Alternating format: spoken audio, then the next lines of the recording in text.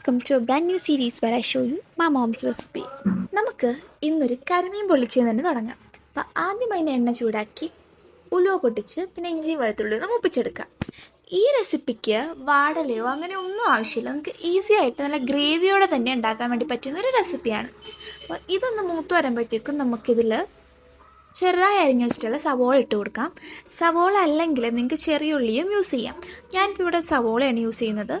അപ്പം ഇതൊന്ന് വാടി വരുമ്പോഴത്തേക്ക് നമുക്കൊരു 3-4 പച്ചമുളക് എരിവിനനുസരിച്ച് നടുവിൽ കീറിയിട്ട് അതും കൂടി ഒന്നിട്ട് ജസ്റ്റ് ഒന്ന് മിക്സ് ചെയ്ത് കൊടുക്കാം. ഇനി നമ്മളിതിലോട്ട് ബേസിക് ആയിട്ടുള്ള മസാലാസാണ് യൂസ് ചെയ്യുന്നത്.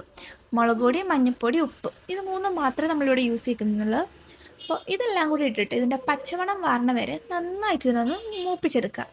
കരിഞ്ഞു കൊണ്ട് ശ്രദ്ധിക്കുക. ഒരു മീഡിയം ടു ലോ ഫ്ലെയിമിലിട്ട് നമുക്കിതിനെ മൂപ്പിച്ചെടുത്താൽ മതി. അതൊന്ന് മൂത്ത് വരുമ്പോഴത്തേക്കും നമുക്ക് തേങ്ങാപ്പാലിൽ നിന്ന് 2ാം പാലെടുക്കണം. 2ാം പാൽ ഒഴിച്ചിട്ടാണ് നമ്മൾ ഗ്രേവി ഉണ്ടാക്കുന്നത്.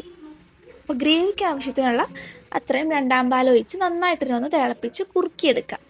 ഈ ഒരു ടൈമിൽ നമ്മൾ കുടംപുളി നമ്മൾ വെള്ളത്തിലിട്ട് വെച്ചിട്ടുണ്ടായി.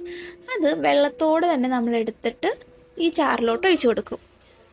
അതെല്ലാം ഇട്ടതിന് ശേഷം ഗ്രേവി മതിയെങ്കിൽ നമുക്ക് ഇതൊന്ന് തിളച്ചരുമ്പോൾ മീനിടാം.